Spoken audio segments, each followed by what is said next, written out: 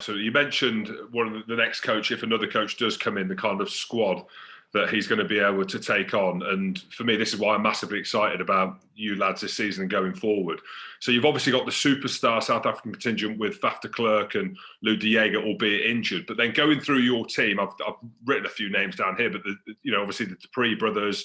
I'm a big fan of Akker van der Merwe as well, the hooker. Love watching him play. Van Rensburg in the centre. We obviously saw Chris Ashton for a few weeks, but Manu Tuolangi, we kind of forget that he's there. He's obviously out with a nasty injury. And you've got the Curry brothers as well. There's some real strength and depth there. Are you noticing the quality? Obviously, you've not trained as much over the recent year, but have you noticed a step up in the kind of culture at the club, the training? I know the South African lads can be quite quiet generally, can't they? Go about their business a hard-nosed way. Yeah, no, definitely. But that was the one big thing for me coming back in. I'd only really had a couple of weeks training before I was named in the squad. But actually, even with so many injuries, the difference in a year between kind of it's almost when you're training against the guys who aren't playing.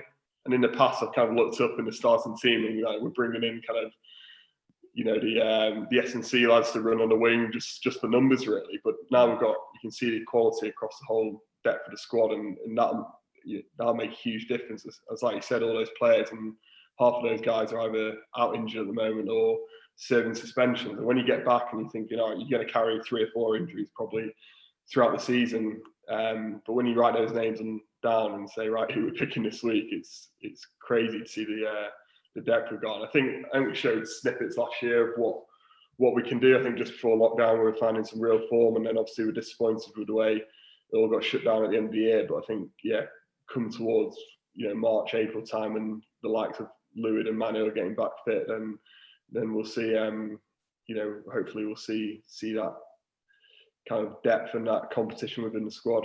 Yeah, absolutely. I want to chat a little bit about the Curry brothers. I know they're almost a kind of headline figure when you talk about Sale. Everyone wants to talk about them. Is there much difference between Tom and Ben or not? Because from the outside looking in, and I'm watching the games, and I don't see, and I know without stating the obvious, they're identical twins, but Eddie Jones has obviously gone and picked Tom. If you Ben, and there's not much difference, you're not going to be very happy, both financially, but also the fact that you're playing for England, that you could probably swap in. Is there much difference? No, they're both obviously both unbelievable over the ball. That's probably their strength, but I think Tom got an injury a couple of years ago, maybe around in one of the autumn games. He broke his hand or something, and he had 3 months out. I think he just got absolutely huge in that 3 months. You could probably tell when Ben was playing that Tom probably put a bit more size in Ben, so that's the way you could tell them apart. Maybe his physicality increased because of that, but there's little difference. They're both massively talented and quality players. And I'm sure Ben, if he got given the opportunity, could definitely step up and do a job on the international stage.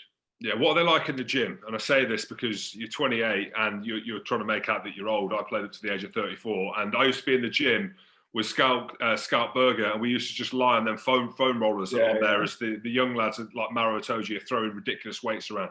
Are they strong in the gym? Is that still a thing with these young lads? Yeah, they are strong. Yeah, it's scary actually. Some of these young boys that come through, and then it was actually when they probably toned it down a bit, but when those two used to train with each other, it was like competition all the time. It was like who can lift heavy weight, and it was just watching them. It was as you say, I was down at the far end with Rob Webber and James Phillips in the old boys corner, just with a 2.5. No, exactly. Tell me a little bit about the South African lads. You mentioned Faf de Klerk and Lou de Jager being the kind of headline signings. What have they added to the group? I mean, I've always said, if you're a Premiership team that have struggled to get on the front foot, in the scrum you bring in some Georgians. Anywhere else, you're bringing some South African players, right? They're grafters. They're built to play rugby. What are they like within the environment, just with the superstar name that they bring with them, and obviously being World Cup winners? Yeah, I think, obviously Faf's been here a few years now, so I think Faf was a bit of a stranger because he came with a reputation. Kind of, I'd say half the rugby community knew who he was from watching Super Rugby, but then just seeing his style of play in the Premiership and just the character he is, he's busy, he's everywhere, isn't he? So he brought up real energy. But I suppose in the forwards, they do with that confrontational side of the game, and you can see that in the way probably we've changed the way we play, is that we're quite physical now. We like to win the game line battles, and with those guys, that's the way they've always been brought up playing. So yeah, from a pack point of view, these guys like Louis, the Pre brothers, who are massive units, that's what they bring, is that physicality.